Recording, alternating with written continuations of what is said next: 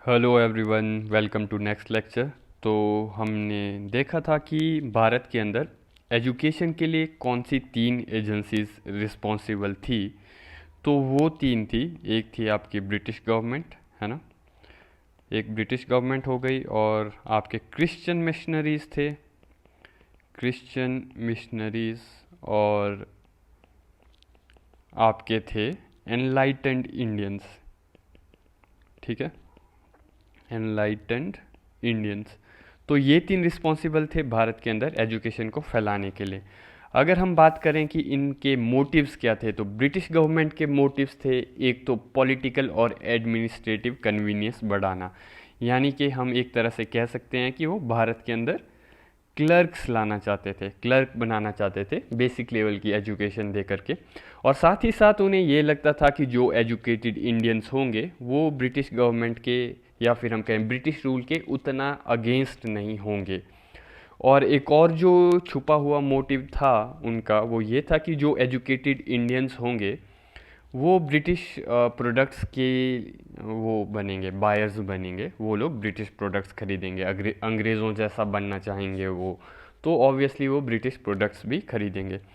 अगर हम बात करें क्रिश्चियन मिशनरीज़ की, तो ऑब्वियसली उनका हिडन एजेंडा जो था एजुकेशन फैलाने के पीछे का, वो ये था कि वो लोगों को कन्वर्ट करना चाहते थे क्रिश्चियनिटी में।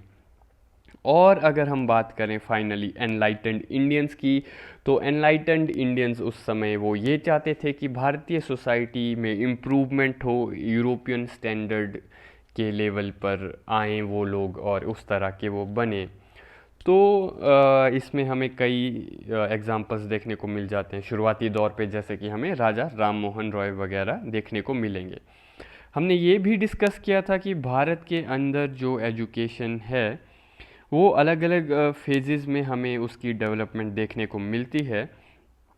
तो ये अलग अलग फेजेस जो हैं वो इस प्रकार से हैं, जैसे कि फ़ेज़ वन जो है वो 1750 से लेकर के 1800 तक है, फ़ेज़ वन।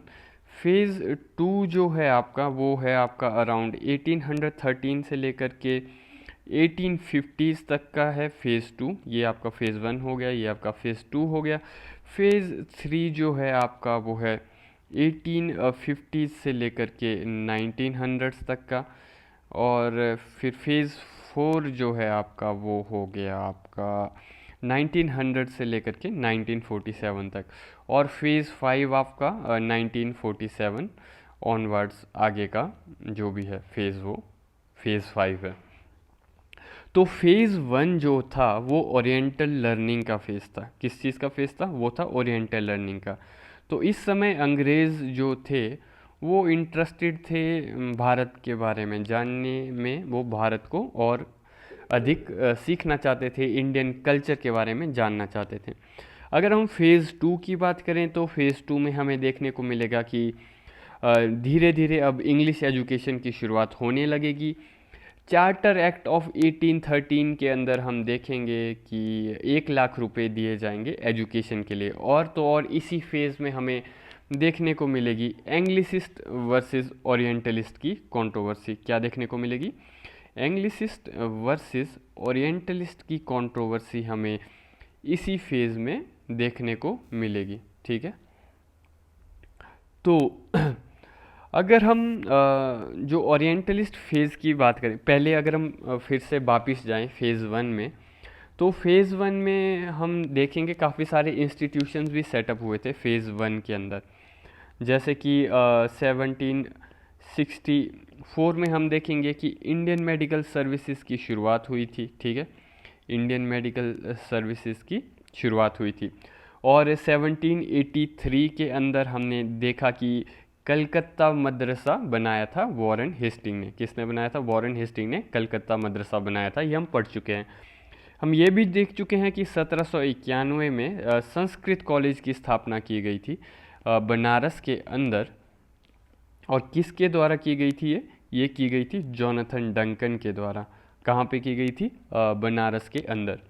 और तो और हम ये भी देखेंगे कि 1798 में 1798 के पीरियड में फोर्ट विलियम कॉलेज बनाया जाएगा। फोर्ट विलियम कॉलेज बनाया जाएगा, जहाँ पर ईस्ट इंडिया कंपनी के जो ऑफिशियल्स आएंगे उनको ट्रेनिंग दी जाएगी। और ये कॉलेज किसके द्वारा बनाया गया था?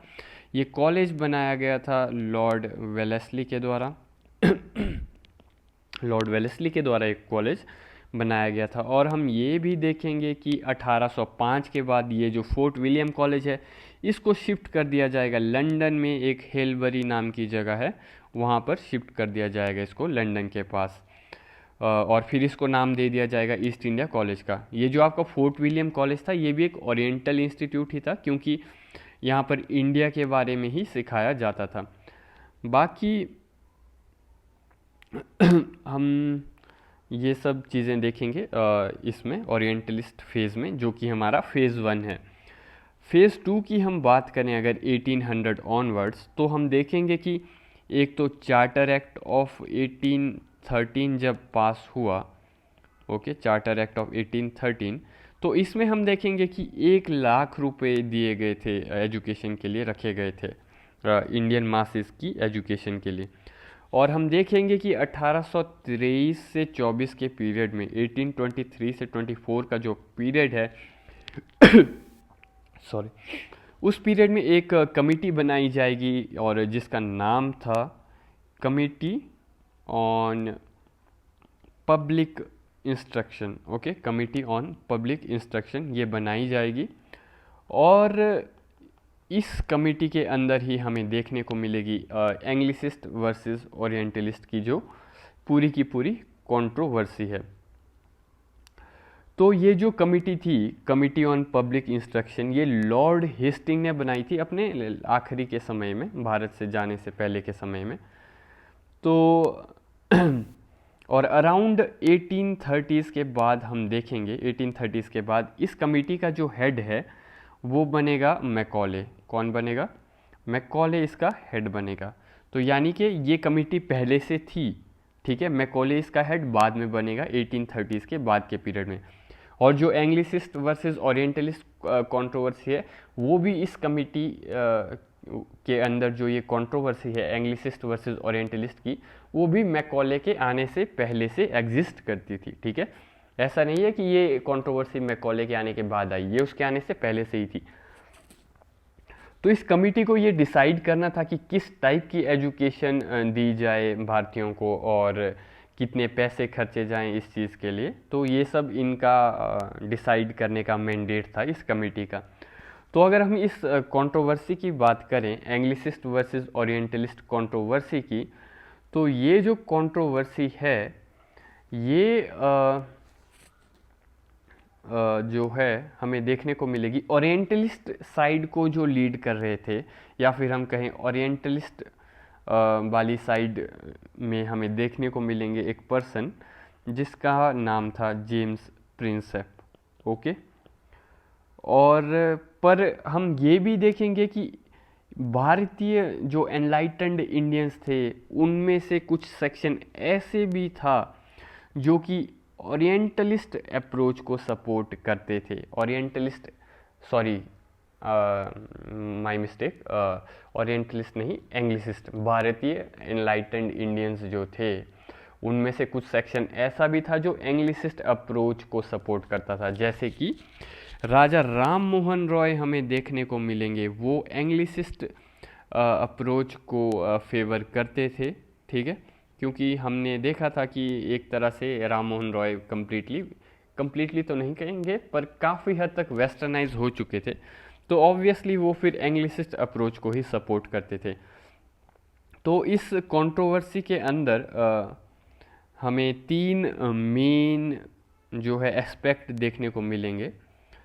तो पहला, अगर मैं पहले ओरिएंटलिस्ट में मैंने बताया आपको, एक हमें जो पर्सन देखने को मिलता है वो जेम्स प्रिंसेप है।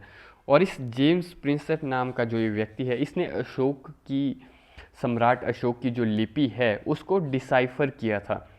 इसी ने ये बताया था कि प्रियदर्शी ही अशोका है, प्रियदर्शी इज़ अशोका। ये चीज़ जेम्स प्रिंसेप के द्वारा ही बताई गई थी, क्योंकि अशोक के जो रॉक इंस्क्रिप्शन थे अलग अलग जगहों पर, उन पे क्या होता था, कईयों पे नाम लिखा गया होता था प्रियदर्शी। तो लोग पहले सोचते थे ये प्रियदर्शी है कौन, तो बाद में जो जेम्स प्रिंसेप है उसने बताया कि ये जो प्रियदर्शी है ये मौर्यन सम्राट अशोक ही है। तो इन्होंने ही ये चीज़ बताई थी। बाकी तीन मेजर एस्पेक्ट देखने को मिलेंगे हमें इस एंग्लिसिस्ट वर्सेस ओरिएंटलिस्ट कंट्रोवर्सी में। तो वो एस्पेक्ट्स ये हैं, एक तो ये कि कंटेंट क्या होगा, ठीक है, कि किस तरह का कंटेंट हमें भारतीयों को पढ़ाया जाना चाहिए हमारे द्वारा एजुकेशन में।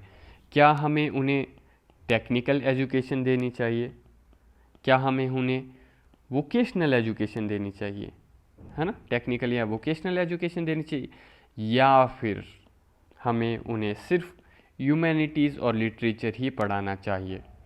तो एक डिबेट तो ये था कि क्या टेक्निकल एजुकेशन दें या फिर ह्यूमैनिटीज़ ही पढ़ाएं हम सिर्फ। दूसरा डिबेट ये था कि किस लैंग्वेज में हम उन्हें पढ़ाएं, क्या हमें उन्हें इंग्लिश लैंग्वेज में पढ़ाना चाहिए या फिर हमें उन्हें वर्नैकुलर लैंग्वेज में पढ़ाना चाहिए। तो जो ओरिएंटलिस्ट थे उन लोगों का ये मानना था कि आपको चाहे मॉडर्न एजुकेशन ही देनी है तो आप दो, पर उसको वर्नैकुलर लैंग्वेज में दो। तो ओरिएंटलिस्ट वर्नैकुलर लैंग्वेज को सपोर्ट करते थे। बाकी तीसरा एस्पेक्ट हमें जो देखने को मिलता है कि किस प्रकार से एजुकेशन दी जानी चाहिए। तो इसमें हमें देखने को मिलेगा कि मैकॉले टाइप के जो लोग थे, जो एंग्लिसिस्ट लोग थे, वो फेवर कर रहे थे एक अप्रोच को, जिस अप्रोच का नाम है downward filtration theory. Okay, downward filtration theory. तो इसमें इन्होंने कहा कि एजुकेशन हम कुछ अपर क्लास के लोगों को दे देंगे और वहीं से जो है वो फिर 440 को पढ़ाएंगे, है ना, 40 400 को पढ़ाएंगे और 400 4000 को पढ़ाएंगे। इस तरह से एजुकेशन जो है डाउनवर्ड फिल्टर होती रहेगी। ये जो एजुकेटेड इंडियंस हैं जिनको हम लोग पढ़ाएंगे, कुछ गिने चुने लोगों को, वो बाकी मासेस को जा कर के पढ़ाएंगे। तो इन लोगों का ये मानना था, इन लोगों का मानना था कि स्टेट को खुद रिस्पॉन्सिबिलिटी लेने की कोई भी ज़रूरत नहीं है। जबकि जो ओरिएंटलिस्ट लोग थे उनका ये मानना था कि ओरिएंटल लर्निंग जो है उसको इग्नोर नहीं किया जाना चाहिए। मॉडर्न एजुकेशन देनी है तो दो, पर आप उसको वर्नैकुलर लैंग्वेज में दो। जैसे कि एटम मॉलिक्यूल आपको पढ़ाना है तो आप उसको अणु परमाणु करके पढ़ाओ ना। अगर आपको लाइन और रे पढ़ानी है तो आपको उसको रेखा और किरण कह करके पढ़ाओ, है ना। तो इस तरह से आप वर्नैकुलर लैंग्वेज में पढ़ाओ, चाहे आपको मॉडर्न एजुकेशन ही देनी है। तो ऐसा मानना था ओरिएंटलिस्ट लोगों का। और इनका ये भी मानना था कि जो मास एजुकेशन है ये हमें एग्जिस्टिंग इंफ्रास्ट्रक्चर का यूज़ करके देनी चाहिए, क्योंकि इन्हें पता था कि उस समय भारत में एग्जिस्टिंग इंफ्रास्ट्रक्चर काफ़ी था, गुरुकुल वगैरह एग्जिस्ट करते थे गांव वगैरह में, तो उसके थ्रू हमें मास एजुकेशन देनी चाहिए बजाय कि डाउनवर्ड फिल्ट्रेशन थ्योरी के। तो ये मानना था इन लोगों का। तो फिर उस पीरियड में हमें देखने को मिलेगा जो गवर्नर जनरल है तो वो उस पीरियड में आएगा, फिर बेंटिक आएगा। बेंटिक जो था वो खुद एक यूटिलिटेरियन था, ठीक है, और ये एक ऐसा व्यक्ति था जो कॉलोनाइजेशन के ऑब्जेक्टिव को फुलफिल करना चाहता था। तो इसने खुशी खुशी हामी भर दी मैकॉले के द्वारा दिए गए एंग्लिसिस्ट प्रपोज़ल को, इसने हामी भर दी बेंटिक ने, ठीक है। एंग्लिसिस्ट प्रपोज़ल को जो कि मैकॉले द्वारा दिया गया था उसको बेंटिक ने हामी भर दी। और फिर हम देखेंगे कि इंग्लिश को जो है ऑफिशियल लैंग्वेज बनाया गया एजुकेशन के लिए विलियम बेंटिक की गवर्नमेंट के द्वारा। और ये कब हुआ? ये हुआ मार्च 7 1835 को। क्या हुआ इस दिन? इस दिन ये हुआ कि इंग्लिश को जो है वो ऑफिशियल लैंग्वेज बनाया गया, ठीक है। इसके बाद हम ये भी देखेंगे कि मिशनरीज़ की एक्टिविटीज़ भी काफ़ी बढ़ेंगी, और तो और हम थोड़ा बहुत ये भी देखेंगे कि कुछ इंस्टीट्यूशंस भी बनेंगे, जैसे कि मेडिकल कॉलेज और इंजीनियरिंग कॉलेज बन जाएंगे थोड़े बहुत, तो जिससे हम देखेंगे कि प्रोफेशनल एजुकेशन की शुरुआत हो जाएगी। बाकी ये इंस्टीट्यूशंस ऑब्वियसली कुछ तो इन्होंने बनाने ही थे गिने चुने, क्योंकि तभी तो स्टार्टिंग हो पाएगी आपकी डाउनवर्ड फिल्ट्रेशन थ्योरी की, है ना, कि 440 को पढ़ाएंगे, 40 400 को, और 400 4000 को पढ़ाएंगे। और फिर हम देखेंगे कि 1835 के बाद इस पीरियड से लेकर के अराउंड 1854 तक एजुकेशन के अंदर काफ़ी सारे चेंजेस आएंगे। और फिर ये जो सिस्टम है आपका डाउनवर्ड फिल्ट्रेशन का, ये आपका लगभग 1854 तक चलेगा। तो अगर हम इस दौरान देखें कि कुछ और जो चीज़ें हुई, तो उनमें से एक ये थी कि 1835 में हमें देखने को मिलेगी एक रिपोर्ट जिसका नाम था William Adams report. Okay, William Adams report. तो हुआ ये कि विलियम बेंटिक ने विलियम एडम को कहा कि एक रिपोर्ट तैयार करो भारत में जो ग्राउंड लेवल पर एजुकेशन है, एजुकेशन का जो लेवल है उसके बारे में तुम एक सर्वे करो और रिपोर्ट तैयार करो, ऐसा कहा विलियम बेंटिक ने। किसको कहा? विलियम एडम्स को। फिर उसने सर्वे किया और फिर उसके सर्वे में पता चला कि काफ़ी जो है अच्छे लेवल पर है, ग्राउंड लेवल में भारत में जो ऑलरेडी एजुकेशन का इंफ्रास्ट्रक्चर है, लाखों में जो है पाठशालाएं एग्जिस्ट करती हैं, लाखों में नंबर्स जो है। और ये सर्वे विलियम एडम ने सिर्फ और सिर्फ लगभग आपका बंगाल और बिहार का जो रीजन है उस रीजन में ही किया था, ना कि पूरे भारत में किया था। तो बंगाल और बिहार के रीजन में ही हमें लाखों के नंबर में पाठशालाएं जो हैं वो देखने को मिलेंगी। तो गुरु शिष्य परंपरा भी हमें देखने को मिलेगी।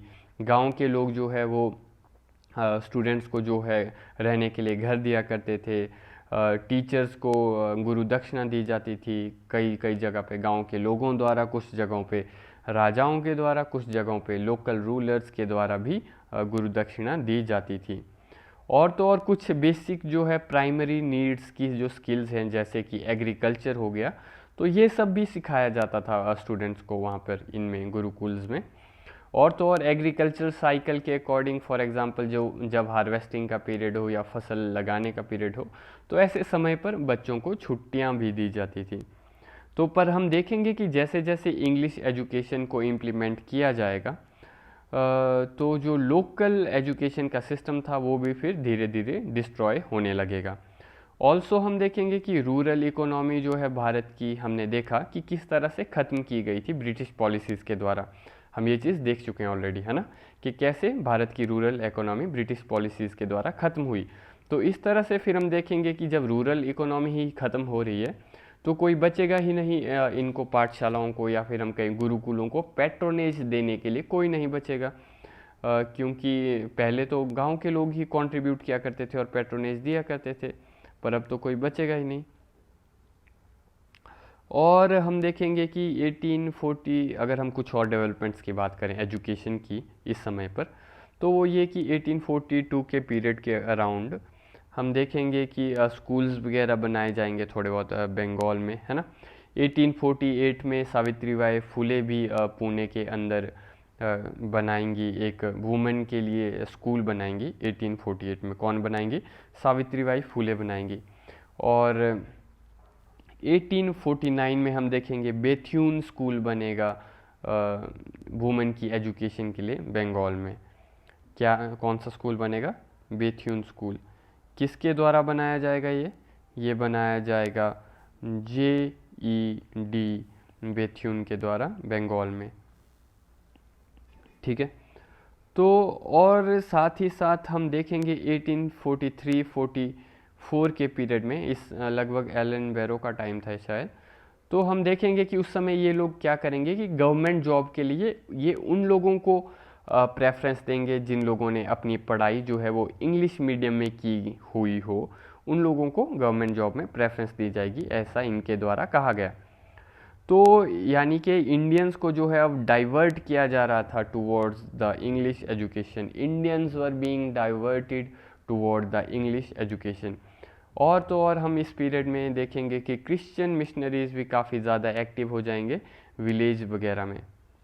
और हमें एक एक्सपेरिमेंट देखने को मिलता है इस पीरियड के अंदर, अराउंड आपका 1843 से 1854 के पीरियड में हमें देखने को मिलेंगे जेम्स थॉमसन के एक्सपेरिमेंट, जेम्स थॉमसन्स एक्सपेरिमेंट्स हमें इस पीरियड में देखने को मिलेंगे। तो जेम्स थॉमसन जो था ये गवर्नर था आपका नॉर्थ वेस्ट प्रोविंस का। नॉर्थ वेस्ट प्रोविंस यानी कि आज का दिल्ली पंजाब वाला जो एरिया है, ये वहाँ का गवर्नर था। तो इसने क्या किया, इसने कॉम्प्रिहेंसिव स्कीम लाई, किस चीज़ के लिए, विलेज एजुकेशन के लिए, ठीक है। और वहाँ पर इसने क्या किया, इसने शुरुआत की कि वहाँ पर वर्नैकुलर लैंग्वेज में पढ़ाया जाए। किस में पढ़ाया जाए, वर्नैकुलर लैंग्वेजेस में पढ़ाया जाए। इस चीज़ की इसने शुरुआत की विलेज एजुकेशन के लेवल पर। तो गवर्नमेंट स्कूल्स ओपन किया इसने एक, और उसको एक काइंड ऑफ मॉडल स्कूल बनाया ताकि उसकी बेस पर उसकी तरह बाकी स्कूल्स और फ्यूचर में बन सकें। तो हर एक तहसील के अंदर एक नॉर्मल स्कूल भी बनाए इसने, ठीक है। और तो और इसने टीचर्स की ट्रेनिंग के लिए भी स्कूल बनवाया। तो इस तरह से हम देखेंगे कि इसने जो एक्सपेरिमेंट्स किए ये प्राइमरी लेवल की एजुकेशन के अंदर, इसके ये जो एक्सपेरिमेंट्स हैं वो वायरल हो गए फिर उस समय पर, ठीक है। और तो और हम ये भी देखेंगे कि इसके द्वारा एक इंजीनियरिंग कॉलेज भी बनाया जाएगा रुड़की में, जिसका नाम था थॉमसन कॉलेज बनाया जाएगा इसके द्वारा। ये एक इंजीनियरिंग कॉलेज है, ये रुड़की में बनाया जाएगा 1847 के पीरियड में। और फ्यूचर में हम देखेंगे कि यही कॉलेज आपका बनेगा आईआईटी रुड़की, ठीक है। यही कॉलेज आपका आईआईटी रुड़की बनेगा। तो इस सब को देखकर जेम्स थॉमसन के एक्सपेरिमेंट्स देखकर डलहौजी ने भी फिर क्या किया, एक कमेटी एस्टेब्लिश कर दी उसने। किस चीज़ के लिए की कमेटी एस्टेब्लिश, ये कमेटी एस्टेब्लिश की उसने to do a survey on vernacular education, ठीक है। इस चीज़ को स्टडी करने के लिए उसने एक कमेटी बनाई। ये कमेटी बनाई उसने बाय द टाइम ऑफ 1853। और हम देखेंगे कि 1854 में जो है चार्ल्स वुड का डिस्पैच आएगा, ठीक है। ये काफ़ी एक इम्पॉर्टेंट स्टेप होने वाला है इंडियन एजुकेशन के अंदर, चार्ल्स वुड डिस्पैच।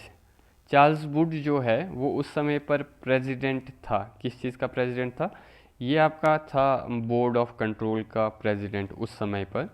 किसका, बोर्ड ऑफ कंट्रोल का। तो इसने चार्ल्स वुड ने जो है एक लेटर लिखा, किसको लिखा लेटर, ये लेटर लिखा इसने डलहौजी को। डिस्पैच क्या कर, डिस्पैच का मतलब क्या होता है, कुछ भेजना ना। तो चार्ल्स वुड ने जो लेटर भेजा डलहौजी को, उसको हम कहते हैं चार्ल्स वुड डिस्पैच, ठीक है। तो इस लेटर को हम जो कहते हैं, इसको हम मैग्ना कार्टा ऑफ एजुकेशन भी कहते हैं। इसको कहा जाता है मतलब Magna carta of education. Magna carta तो हमने देखा पॉलिटी में था ओरिजिनली। तो मैग्ना कार्टा जब जो इंग्लैंड का किंग था उसने पॉलिटिकल राइट्स दिए थे वहाँ के लोगों को, तो उसको मैग्ना कार्टा कहा जाता है। तो इसको मैग्ना कार्टा ऑफ एजुकेशन क्यों कहते हैं, क्योंकि सिग्निफिकेंट चेंजेस या फिर हम कहें काफ़ी ज़्यादा चेंजेस हमें देखने को मिलेंगे इस लेटर के भेजने से। तो इसलिए इसको मैग्ना कार्टा ऑफ एजुकेशन कहा जाता है। तो लेटर किसने भेजा, चार्ल्स वुड ने। था कौन ये बोर्ड ऑफ कंट्रोल का प्रेसिडेंट था। और लेटर कब भेजा, 1854 में। तो यानी कि चार्ल्स वुड डिस्पैच ऑफ 1854। तो इस जो डिस्पैच था या फिर हम कहें जो लेटर था, इसमें चार्ल्स वुड ने स्पेसिफाई किया था, क्या स्पेसिफाई किया था, he has specified the nature, the scope and method, ठीक है। किस चीज़ का नेचर, स्कोप और method, the nature, scope and method of imparting education to the natives, ठीक है। नेटिव्स को किस तरह से एजुकेशन दी जाए उस सब के बारे में इसमें लिखा हुआ था। तो इसने क्या किया, जो पहले की रेडिकल अप्रोच थी, एंग्लिसिस्ट अप्रोच, जो कि मैकॉले द्वारा लाई गई थी, उसको इसने मॉडिफाई किया।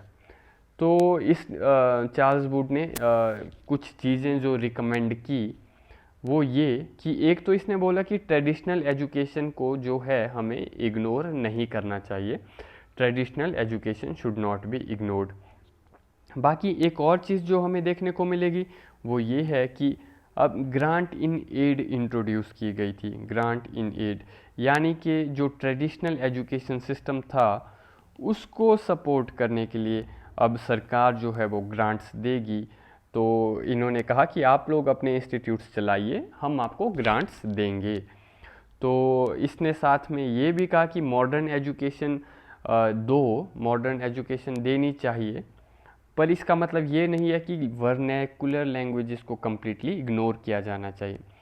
इसने ये भी कहा कि इंग्लिश मीडियम में पढ़ाई जो है वो सिर्फ अब हायर एजुकेशन के लेवल पर दी जाएगी और प्राइमरी और सेकेंडरी एजुकेशन जो है वो वर्नैकुलर लैंग्वेज में ही दी जाएगी। ठीक है, तो प्राइमरी और सेकेंडरी एजुकेशन किस लैंग्वेज में दी जाएगी? ये दी जाएगी आपका वर्नैकुलर लैंग्वेज में। और मॉडर्न एजुकेशन जो है वो आपकी हायर एजुकेशन जो है वो सिर्फ वो दी जाएगी इंग्लिश मीडियम में। ठीक है, तो ये कहा गया था चार्ल्स वुड डिस्पैच में। और साथ ही साथ ये भी कहा गया कि जो आपकी डाउनवर्ड फिल्ट्रेशन थ्योरी थी वो काम नहीं कर रही है, वो अब तक रिज़ल्ट नहीं दिखा पाई हमें भारत के अंदर, तो उसको ख़त्म किया जाता है। डाउनवर्ड फिल्ट्रेशन थ्योरी को जो है स्क्रैप कर दिया जाता है, क्योंकि जो डाउनवर्ड फिल्ट्रेशन थ्योरी थी वो एक्चुअल में काम नहीं कर रही थी, क्योंकि भारतीयों के अंदर एक तो उस समय अवेयरनेस की ही कमी थी, और साथ ही साथ जिन एलीट क्लास के लोगों को एजुकेशन मिली इंग्लिश एजुकेशन, उन्होंने वो पास ऑन नहीं की नीचे मासेस को। ठीक है, वो लैंग्वेज उन्होंने पास ऑन नहीं की। किसको पास ऑन नहीं की? मासेस को पास ऑन नहीं की उन्होंने, ये जो इंग्लिश एजुकेशन थी। तो इस तरह से हम देखेंगे कि जो डाउनवर्ड फिल्ट्रेशन थ्योरी थी वो वर्क नहीं की, वो काम नहीं कर पाई प्रॉपरली। ठीक है, तो इसके अलावा जो हम ये देखेंगे, ये भी कहा गया इसमें चार्ल्स वुड डिस्पैच में, जो मास एजुकेशन की रिस्पॉन्सिबिलिटी जो है, किस चीज़ की responsibility of mass education should be assumed by the government. ये भी कहा गया कि गवर्नमेंट को रिस्पॉन्सिबिलिटी लेनी होगी मास एजुकेशन की, क्योंकि एक्चुअल में इनका पर्पस, चार्ल्स वुड डिस्पैच का पर्पस कोई रिफॉर्म करना नहीं था। एक्चुअली इन लोगों का नुकसान हो रहा था। कैसे नुकसान हो रहा था? इन लोगों का इकोनॉमिकली नुकसान हो रहा था, इन लोगों का पॉलिटिकली भी नुकसान हो रहा था। इकोनॉमिकली कैसे? इकोनॉमिकली ऐसे कि जब तक भारतीयों को प्रॉपरली एजुकेशन नहीं मिलेगी, मॉडर्न एजुकेशन या फिर हम कहें वेस्टर्न एजुकेशन, तब तक प्रॉपरली एक मार्केट डेवलप नहीं हो पाएगा ब्रिटेन के चीज़ों के लिए। क्योंकि अगर जब वो भारतीयों को अंग्रेज़ बनाएंगे तो तभी भारतीय अंग्रेज़ी प्रोडक्ट्स खरीदेगा ना, है ना। साथ ही साथ पॉलिटिकली भी उनका नुकसान हो रहा था, क्योंकि बहुत सारे रेबेलियंस हो रहे थे और रेबेलियंस को दबाने में इनके काफ़ी ज़्यादा रिसोर्सेज खर्च हो जाते थे। तो इनके अकॉर्डिंग अगर एजुकेशन स्प्रेड होगी तो रेबेलियंस कम होंगे। तो ये इनका मोटिव था कि इसलिए हमें मास एजुकेशन देनी है। तो इस तरह से हायरार्की भी क्रिएट होगी एक एजुकेशनल इंस्टीट्यूट्स के अंदर। और तो और हम देखेंगे कि टीचर्स ट्रेनिंग इंस्टीट्यूट्स भी सेटअप किए गए थे। और एक और चीज़ जो हम देखेंगे कि 3 यूनिवर्सिटीज़ एस्टेब्लिश की जाएंगी। कहाँ पर? एक कलकत्ता में, ठीक है, एक आपका मद्रास में और एक आपकी बॉम्बे में। इन तीनों जगह पर प्रेसिडेंसी कॉलेज या फिर हम कहें 3 यूनिवर्सिटीज़ जो हैं वो बनाई जाएंगी। तो एजुकेशन डिपार्टमेंट्स की क्रिएशन भी शुरू हो जाएगी, है ना। बॉम्बे प्रोविंस में, मद्रास प्रोविंस में, बंगाल प्रोविंस में, नॉर्थ वेस्टर्न प्रोविंस में और पंजाब प्रोविंस में भी। तो यहाँ पर जो है क्या बनेंगे? एजुकेशन डिपार्टमेंट्स बनेंगे 1855 के पीरियड के अराउंड। बाकी मैंने आपको बता दिया कि 3 यूनिवर्सिटीज़ भी बनेंगी कलकत्ता में, बॉम्बे में और मद्रास में। तो अब हम बढ़ते हैं नेक्स्ट फेज़ की तरफ, जो कि है हमारा फेज़ 3। और ये फेज़ 3 है 1850 से लेकर के 1900 तक के पीरियड में। ठीक है, तो जो आपका फेज़ 3 है 1850 से लेकर के लगभग 1900 का जो पीरियड है, तो इस पीरियड में हम देखेंगे कि 1850s के बाद क्या होगा कि कॉलोनियल एजुकेशन सिस्टम जो है वो और ज़्यादा क्लियर होता जाएगा। इंस्टीट्यूशंस बनने शुरू हो जाएंगे, ऐसे इंस्टीट्यूशंस जिनका पर्पस होगा भारतीयों को एंग्लिसाइज करना। ओके, फॉर एग्ज़ाम्पल अगर हम स्पेसिफिकली प्रिंसली स्टेट्स की बात करें या फिर हम कहें प्रिंसेस की अगर हम बात करें, ठीक है, रजवाड़ों के लिए इन्होंने 2 कॉलेजेस बनाए थे। एक था आपका मेयो कॉलेज था, ठीक है, ये आपका अजमेर में था, ठीक है, और एक और बनाया था इन्होंने जिसका नाम था राजकुमार कॉलेज, ठीक है, राजकुमार कॉलेज, और ये आपका था राजकोट में गुजरात के अंदर, ठीक है। तो क्यों बनाए इन्होंने ये कॉलेज? क्योंकि इनको पता था कि जो फ्यूचर किंग्स है ये तो प्रिंसेस ही हैं, है ना, ये प्रिंस जो हैं यही फ्यूचर में जा कर के राजा बनेंगे। तो ये जो है ये लोग अंग्रेज़ जो हैं ये चाहते थे कि फ्यूचर किंग्स को हम जो हैं वो ब्रिटिश बना दें, सोच से हम उनको ब्रिटिश बनाएंगे। तो यानी कि इस तरह से हम देख सकते हैं ऐसी जगहें यानी कि प्रिंसली स्टेट्स जो कि इनके कंट्रोल में डायरेक्टली नहीं थे, ये उनको भी एंग्लिसाइज करने का प्लान कर रहे हैं, है ना। हम ये भी देखेंगे इस पीरियड में काफ़ी सारे कॉन्वेंट स्कूल्स भी ओपन किए जाएंगे, है ना। इन कॉन्वेंट स्कूल्स को स्टेट की ग्रांट मिलेगी। और तो और हम कुछ ऐसे लोग भी देखेंगे जो कि इंडियन बॉर्न थे पर कंफ्यूज थे कि हम अंग्रेज़ हैं या हम इंडियन हैं। यानी कि जो ऐसे लोग जो ब्रिटिश द्वारा बनाए गए इस एजुकेशन सिस्टम में पढ़े, वे लोग कंफ्यूज तो होंगे ही अपनी आइडेंटिटी को लेकर के कि हम लोकल आइडेंटिटी को अपनाएं या फिर हम अंग्रेज़ों जैसा बने। तो ऐसे ही कुछ व्यक्तियों में ऐसे जो व्यक्ति थे जिनको इंग्लिश एजुकेशन मिली थी, इनमें से कुछ लोगों को एनलाइटनमेंट आ जाएगी। फॉर एग्जांपल के बंकिम चंद्र चटर्जी हो गए, है ना, ये हम डिस्कस कर चुके हैं। तो जैसे इन लोगों को रियलाइज़ होगा कि हमें जो पढ़ाया जा रहा है, जो हिस्ट्री पढ़ाई जा रही है या और भी जो चीज़ें बताई जा रही हैं वो गलत पढ़ाई जा रही हैं, भारत का इतिहास ये नहीं है जो कि हमें पढ़ाया जा रहा है। तो इस तरह से जो इस टाइप के लोग हैं वो भी धीरे धीरे अपनी एजुकेशनल इंस्टीट्यूट्स खोलना शुरू करेंगे।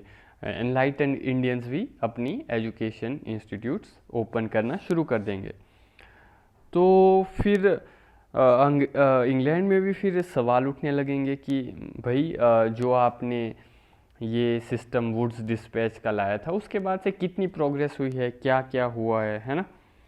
तो फिर देखेंगे हम कि एक कमीशन बिठाया जाएगा, एक कमीशन 1882 में बिठाया जाएगा जिसका नाम था इंडियन एजुकेशन कमीशन, ठीक है, इंडियन एजुकेशन कमीशन ऑफ 1882 था ये। इसको एक और नाम से भी जाना जाता था जो कि है हंटर कमीशन, इसको हंटर कमीशन के नाम से भी जाना जाता है। इस कमीशन को अपॉइंट किसने किया था? इसको अपॉइंट किया था लॉर्ड रिपन ने, ठीक है। क्यों अपॉइंट किया था? ताकि इंक्वायर कर सके कि जो वुड्स डिस्पैच था 1854 का जो डिस्पैच था उसका क्या हुआ, कितनी प्रोग्रेस हुई, इस सब के बारे में इंक्वायर करने के लिए। और फिर इस कमीशन ने जो है अपनी कुछ रिकमेंडेशंस दी, और वो रिकमेंडेशंस क्या थी? एक तो इसने ये बोला जो लोकल बॉडीज़ हैं आपकी, ठीक है, जो लोकल बॉडीज़ हैं जैसे कि डिस्ट्रिक्ट बोर्ड्स हो गए, म्यूनिसिपैलिटीज़ हो गई, इन लोगों को हमें देना चाहिए प्राइमरी स्कूल्स को मैनेज करने के लिए। इन बॉडीज़ को हमें अलाउ करना चाहिए किस चीज़ के लिए? मैनेजमेंट के लिए। किस चीज़ की मैनेजमेंट के लिए? For the management of primary schools, ठीक है, प्राइमरी स्कूल्स की मैनेजमेंट की जिम्मेदारी इन बॉडीज़ को दी जानी चाहिए। और जो इसने सजेशन दिया वो ये दिया कि जो सेकेंडरी स्कूल्स हैं और जो बाकी इस तरह के असेंशियल इंस्टीट्यूट्स हैं उन लोगों को गवर्नमेंट चलाए, ठीक है। गवर्नमेंट किसको चलाए? गवर्नमेंट चलाए आपका सेकेंडरी स्कूल्स को, और बाकी जो इस तरह के असेंशियल इंस्टीट्यूट्स हैं उनको गवर्नमेंट चलाए। और जो बाकी बचे एरियाज़ हैं वहाँ पर प्राइवेट सेक्टर को अलाउ किया जाए, ठीक है। इसके अलावा जो बाकी एरियाज बचे हैं वहाँ पर प्राइवेट सेक्टर को अलाउ किया जाए। और रिकमेंडेशन इन्होंने ये दी कि यूनिवर्सिटीज़ और खोली जाएं। कैसी यूनिवर्सिटीज़? टीचिंग कम एग्ज़ामिनिंग यूनिवर्सिटीज़ खोली जाएं, और टीचिंग कम एग्ज़ामिनिंग यूनिवर्सिटीज़ और खोली जाएं। क्योंकि पहले क्या होता था, पहले ये होता था कि यूनिवर्सिटीज़ जो थी वो लंदन यूनिवर्सिटीज़ के मॉडल पर चलती थी, यानी कि यूनिवर्सिटी सिर्फ एग्ज़ाम कंडक्ट करवाती थी और डिग्री देती थी, यूनिवर्सिटीज़ में पढ़ाने का काम नहीं होता था। पर बाद में इन्होंने रिकमेंड किया कि ऐसी यूनिवर्सिटीज़ भी खोली जाएं जहां पर पढ़ाई भी हो, साथ ही साथ एग्ज़ाम्स भी कंडक्ट करवाएं। फॉर एग्ज़ाम्पल आपको देखने को मिलेगा फिर कि पंजाब यूनिवर्सिटीज़ ओपन की गई 1882 में, है ना। पंजाब यूनिवर्सिटी वॉज ओपनड इन 1882। और हम देखेंगे फिर इलाहाबाद यूनिवर्सिटी भी ओपन की गई थी आपका 1887 में। तो इस तरह से हम देखेंगे कि 1880s से लेकर के 1900s का जो पीरियड था आपका, 1880s से लेकर के अराउंड 1900s का जो पीरियड था, इसमें अब जो इंग्लिश इंस्टीट्यूशंस भी हैं, English institutions along with the Indian institutions, वहाँ पर नेशनलिज्म का दबदबा हमें देखने को मिलेगा। इंडियन इंस्टीट्यूशंस में तो होगा ही होगा, पर साथ ही साथ इंग्लिश इंस्टीट्यूशंस में भी हमें ये चीज़ देखने को मिलेगी। क्योंकि अब जो है वो स्टूडेंट्स को समझ आ चुका था कि उन्हें जो चीज़ें पढ़ाई जा रही हैं वो गलत पढ़ाई जा रही हैं। अब क्या होगा, अब ये लोग अपने आदमियों को, अपने टीचर्स को पावरफुल पोजीशंस पर बिठाने की कोशिश करेंगे यूनिवर्सिटीज़ के अंदर, अपने आदमियों को एज अ टीचर की पोजीशन पर बिठाएंगे, अपने ही आदमियों को यूनिवर्सिटीज़ कॉलेजेस के अंदर जो सेनेट होते हैं, जो इलेक्शन होते हैं ना आपके कॉलेजेस वगैरह में, तो उन पोजीशंस पर भी अपने ही लोगों को बिठाएंगे। तो इस तरह से हम देखेंगे कि ये लोग कलकत्ता यूनिवर्सिटी को भी हाईजैक कर लेंगे। कौन? मतलब जो हमारे लोग थे, नेशनलिस्ट लोग थे। तो उस समय पर वाइसरॉय कौन था? कर्जन था। तो फिर अब हम बात कर रहे हैं फेज़ 4 की। वैसे फेज़ 4 आपका जो है वो 1900 ऑनवर्ड्स है, ठीक है। तो फेज़ 4 में हम देखेंगे कि एक तरह से लॉर्ड कर्जन था इस समय पर, ठीक है। और जैसा कि मैंने बताया, यूनिवर्सिटीज़ वगैरह हाईजैक होनी शुरू हो जाएंगी नेशनलिस्ट के द्वारा, ठीक है। फिर क्या करेगा लॉर्ड कर्जन? एक तो ये बुलाएगा first conference of directors of public instruction, ठीक है। क्या बुलाएगा? ये बुलाएगा first conference of directors of public instruction in 1901 में बुलाएगा ये। और एक और चीज़ जो ये एस्टेब्लिश करेगा वो ये है कि ये यूनिवर्सिटीज़ कमीशन बिठाएगा, ठीक है। यूनिवर्सिटीज़ कमीशन बिठाएगा ये, ठीक है। किसके अंडर बिठाएगा? ये बिठाएगा यूनिवर्सिटीज़ कमीशन अंडर थॉमस रैलेगा। इसको रैलेगा कमीशन भी कहते हैं। और कब बिठाया जाएगा? ये 1902 में बिठाया जाएगा। तो इसको कमीशन को बोला जाएगा कि भाई चलो जैसा हम कहें वैसी रिपोर्ट तैयार करो, क्योंकि होता तो यही है, गवर्नमेंट के अकॉर्डिंग ही तो नॉर्मली रिपोर्ट्स तैयार होती हैं कमीशंस की, है ना। तो ये बोला, इस कमीशन के द्वारा ये बोला जाएगा कि जो नेशनलिस्ट फोर्सेस की डोमिनेशन है यूनिवर्सिटीज़ के अंदर, उसको ख़त्म किया जाना चाहिए, ठीक है। और फिर इस चीज़ के लिए पास किया जाएगा Indian universities act, Indian universities act of 1904 पास किया जाएगा। और फिर क्या होगा कि यूनिवर्सिटीज़ को कहा जाएगा कि आपको टीचिंग फंक्शंस को भी एज्यूम करना है, और सिंडिकेट्स बनाए जाएंगे ताकि यूनिवर्सिटीज़ के अंदर जो है चीज़ें वो फास्ट हों, या फिर काम जो हैं वो फास्ट हो। और तो और स्ट्रिक्ट कंडीशंस रखी जाएंगी कॉलेजेस की एफिलिएशन के लिए, है ना।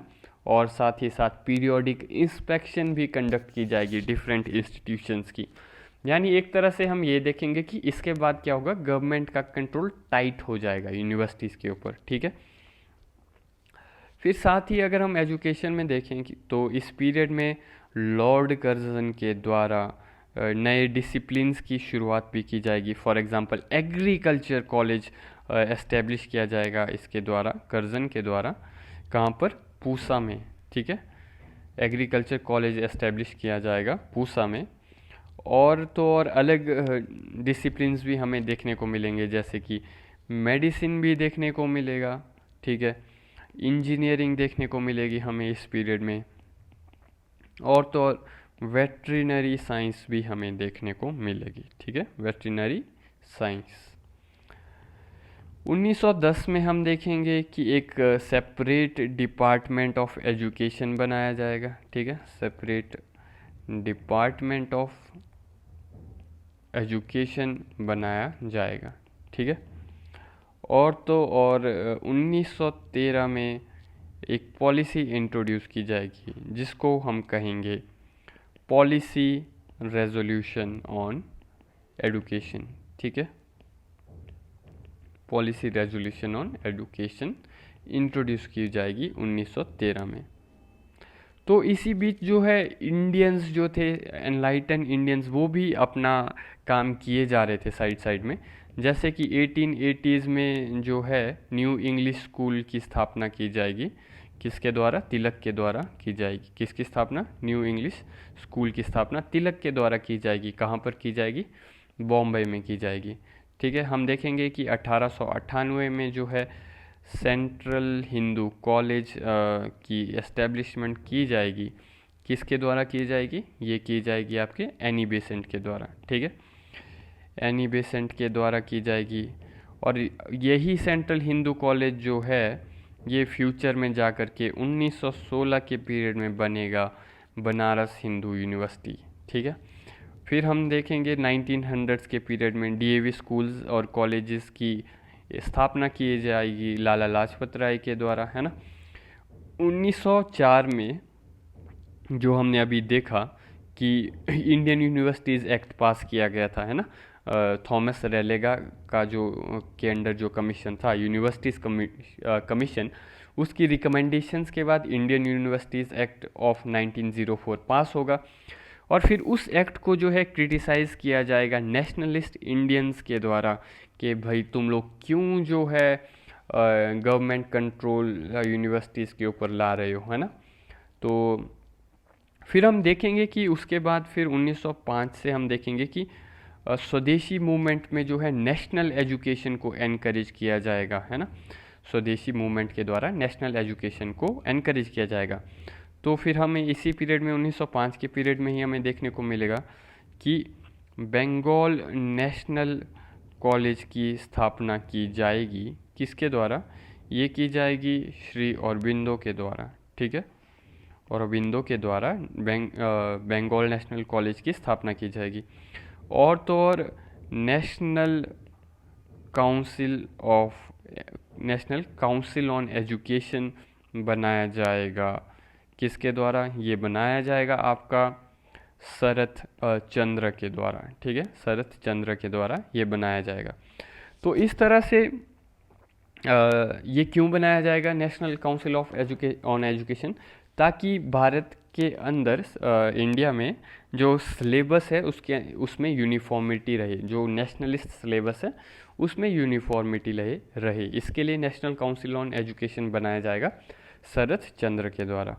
और तो और हमें देखने को मिलेगा कि कुछ प्रिंसली स्टेट्स भी चाहेंगे कि पब्लिक का वेलफेयर हो। तो इसी में हमें देखने को मिलेगा 1907 के अंदर इंट्रोड्यूस किए जाएंगे बड़ौदा स्टेट रिफॉर्म्स, ठीक है, बड़ौदा स्टेट रिफॉर्म्स इंट्रोड्यूस किए जाएंगे सयाजी राव के द्वारा बड़ौदा के अंदर। तो इसमें क्या था कि फ्री और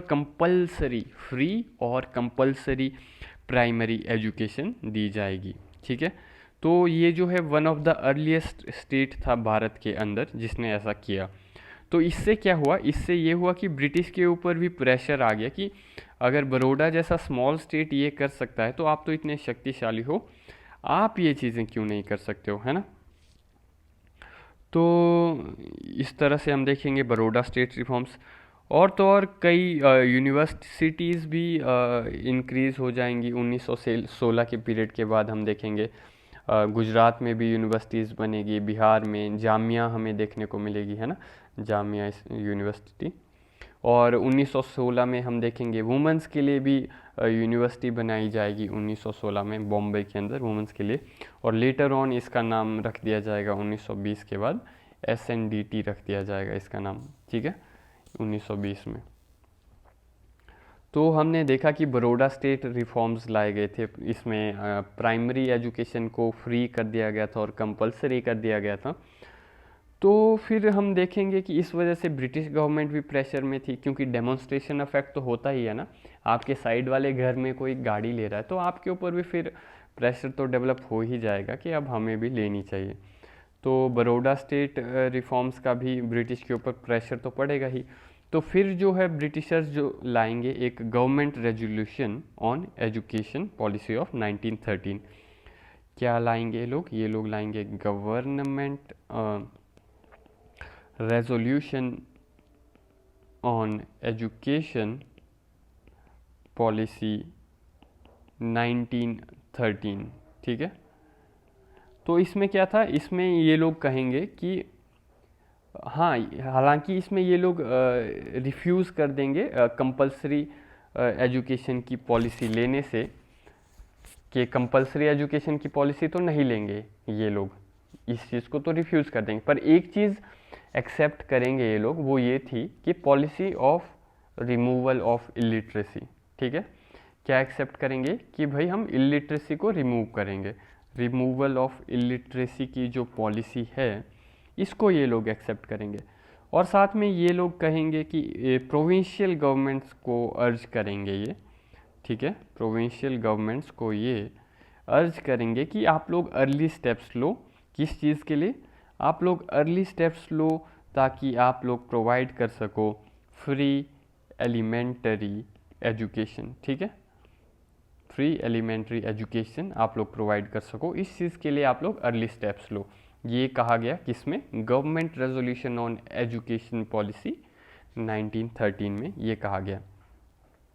फिर इसके बाद हम देखेंगे कि 1919 में क्या आएगा। 1919 में मॉन्टेग्यू चेम्सफोर्ड रिफॉर्म्स आएंगे, है ना। मैं शॉर्ट में लिख रहा हूँ, मॉन्टफोर्ड रिफॉर्म्स भी कहते हैं इनको। इसी को हम कहते हैं गवर्नमेंट ऑफ इंडिया एक्ट 1919 भी कहते हैं हम इसको। तो इसी एक्ट के अंदर हमें एजुकेशन रिफॉर्म्स भी देखने को मिलेंगे। तो ये जो एजुकेशनल रिफॉर्म्स हैं ये इसी के अंडर लाए गए थे गवर्नमेंट ऑफ इंडिया एक्ट के अंदर। किसके द्वारा ये लाए गए थे? सैडलर कमीशन के द्वारा, ठीक है। सैडलर कमीशन के द्वारा ये रिफॉर्म्स लाए गए थे। कब? 1917 से 19 के जो पीरियड था इसमें ये अपॉइंट किया गया था सैडलर कमीशन लॉर्ड चेम्सफोर्ड के द्वारा। किसके द्वारा अपॉइंट किया गया था? लॉर्ड चेम्सफोर्ड के द्वारा। तो ये जो हैं एजुकेशनल रिफॉर्म्स ये गवर्नमेंट ऑफ इंडिया एक्ट का ही पार्ट हैं। गवर्नमेंट ऑफ इंडिया एक्ट 1919 का ही पार्ट हैं ये। तो इसमें क्या कहा गया? इसमें कहा गया कि एक तो आप बोर्ड ऑफ सेकेंडरी एजुकेशन बनाओ, ठीक है। जैसे आज की डेट में CBSE है ना, तो उसी तरह से कहा गया कि आप एक बोर्ड ऑफ सेकेंडरी एजुकेशन बनाया जाए। एक ये चीज़ कही गई। और ये कहा गया कि जो डिग्री कोर्स है वो अब से 3 साल का होगा, ठीक है, 3 साल की डिग्री होगी। और कहा गया कि एक इंटर यूनिवर्सिटी बोर्ड बनाया गया, ठीक है। क्या बनाया गया? एक इंटर यूनिवर्सिटी बोर्ड बनाया गया। कब? 1924 में। और कहा गया कि इंटर कॉलेज और इंटर यूनिवर्सिटी एक्टिविटीज़ जो हैं उनको बढ़ावा दिया जाए। फिर उसके बाद फ्यूचर में हमें एक और कमिटी देखने को मिलती है एजुकेशन से रिलेटेड, वो है हार्टोग कमिटी, ठीक है। अब हम इसकी रिपोर्ट आती है आपकी 1928 से लेकर के 29 के पीरियड में। हार्टोग कमिटी रिपोर्ट 1928-29 के पीरियड में। तो इसको अपॉइंट किसने किया था? इसको अपॉइंट किया था आपका साइमन कमीशन ने। तो इस रिपोर्ट में क्या कहते हैं ये लोग? इसमें कहा जाता है कि कि हम लोग जो है वो फेलियर रहे हैं किस चीज़ में? लोगों को पास करने में, है ना, बच्चों को पास करने में। क्योंकि एक्चुअली फेल करना जो था ये इनकी एक ब्रिटिशर्स की पॉलिसी थी। क्योंकि फेल करने से क्या होता है? बच्चों का सेल्फ कॉन्फिडेंस गिर जाता है। फ्रेंच ने भी ऐसा ही किया था वियतनाम के अंदर। ये लोग बस फेल कर देते, लगभग सिर्फ 3% बच्चों को ही पास करते थे ये लोग। क्योंकि ऑब्वियसली आप फेल होगे तो आपका सेल्फ कॉन्फिडेंस लो होगा, आपको कहा जाएगा आपको कुछ नहीं आता, है ना, आप लोग निकम्मे हो, निठल्ले हो, आप लोगों का दिमाग नहीं है ना। तो इस तरह से बच्चों का सेल्फ कॉन्फिडेंस कम कर दिया जाता था। बाकी इसमें कहा गया, जो हार्टॉग कमेटी रिपोर्ट थी, कि जो मास एजुकेशन है, ठीक है, जो मास एजुकेशन है वो स्टेट की रिस्पॉन्सिबिलिटी है। किसकी रिस्पॉन्सिबिलिटी है? It is states responsibility. और बाकी मैंने ये कहा कि इन्होंने पॉइंट आउट किया था कि मैट्रिकुलेशन एग्जामिनेशन में बहुत बच्चे फेल हो रहे हैं। बाकी इसने ये भी कहा कि प्राइमरी एजुकेशन का जो सिस्टम है उसमें मैन पावर रिसोर्सेज बहुत ज़्यादा वेस्ट हो रहे हैं। और इन्होंने ये भी कहा कि एक सेंट्रलाइज्ड एजुकेशन एजेंसी बनाई जाए, ठीक है। इसके अलावा इन्होंने कहा कि जो टीचर्स हैं उनकी सैलरी को बढ़ाया जाना चाहिए, salary of teachers should be improved. और तो और इन्होंने ये भी कहा कि करिकुलम को भी इम्प्रूव किया जाए और कॉलेजेस के अंदर ट्यूटोरियल वर्क शुरू किया जाए, ठीक है। फिर हम देखेंगे कि 1930 के पीरियड में जब सिविल डिसओबीडियंस मूवमेंट होगा 1930s के पीरियड में, सॉल्ट सत्याग्रह देखने को मिलेगा हमें। तो सॉल्ट सत्याग्रह के दौरान एक कनिंगम सर्कुलर आया था, ठीक है। तो उस सर्कुलर में कहा गया कि अगर स्टूडेंट्स जो है किसी भी मूवमेंट में पार्टिसिपेट करेंगे तो उन स्टूडेंट्स के लिए प्रॉब्लम क्रिएट हो जाएगी, स्टेट उनको कुछ ना कुछ पनिशमेंट देगा। तो इसके अगेंस्ट फिर आसाम में जो है लोगों ने कामरूप एकेडमी एस्टेब्लिश की थी। क्या एस्टेब्लिश की? कामरूप एकेडमी। किसके अगेंस्ट एस्टेब्लिश की? कनिंगम सर्कुलर के अगेंस्ट एस्टेब्लिश की थी। तो हम फिलहाल फोर्थ फेज़ की ही बात कर रहे हैं। तो इसी में हमें एक और चीज़ देखने को मिलती है, वो है Wardha scheme of education. Actually एक तो क्या था, एक तो 1935 में जो है एक वुड अबॉट कमीशन आया था, ठीक है। क्या आया था 1935 में?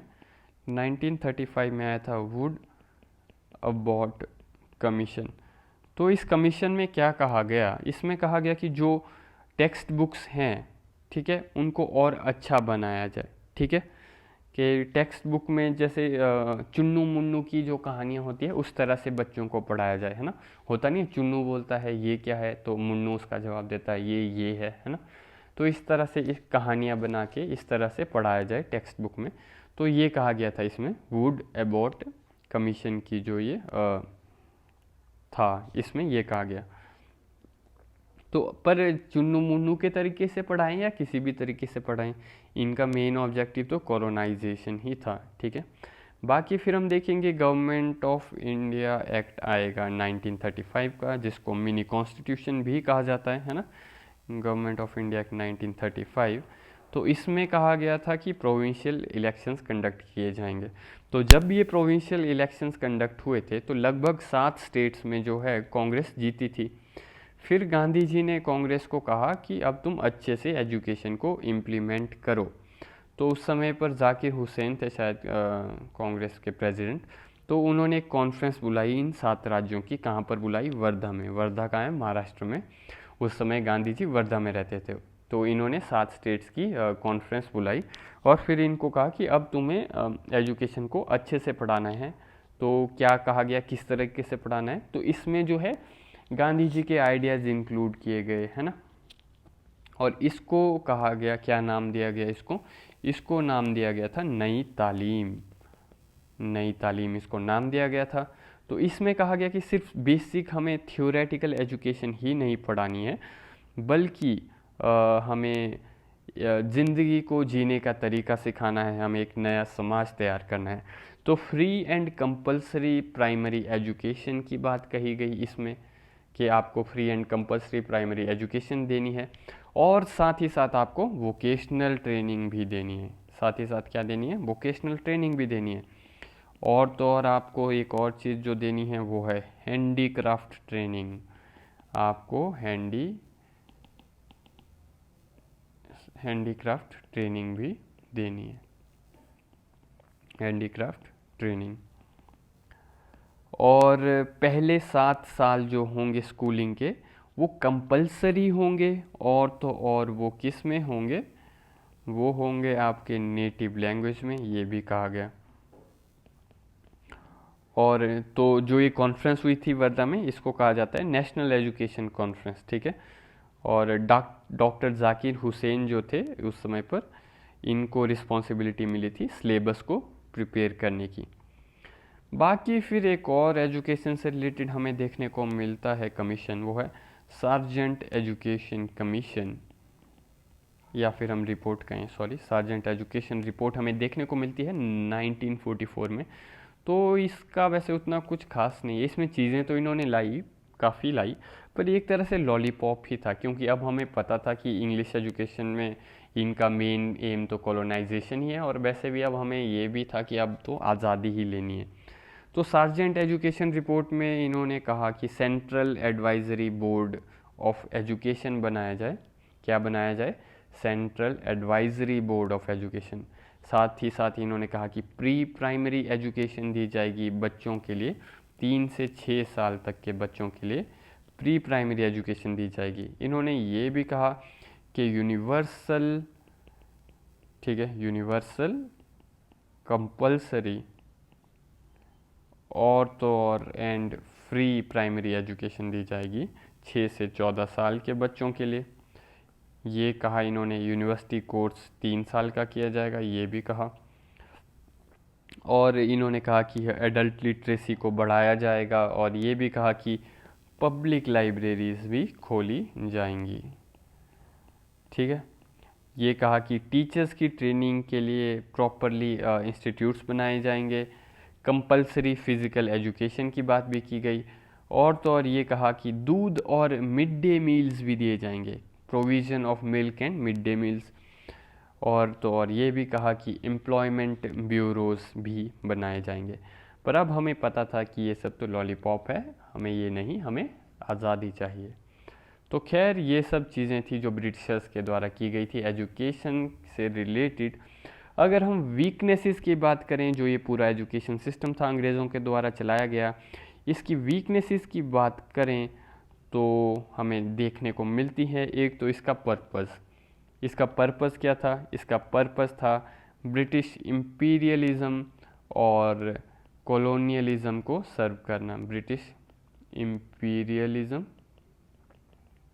और कॉलोनियलिज़म को सर्व करना था इसका पर्पस।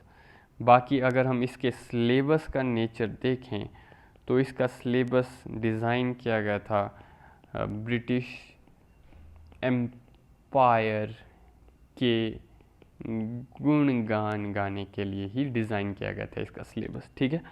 तो अगर हम एजुकेशन के टाइप की बात करें तो इट लैक्ड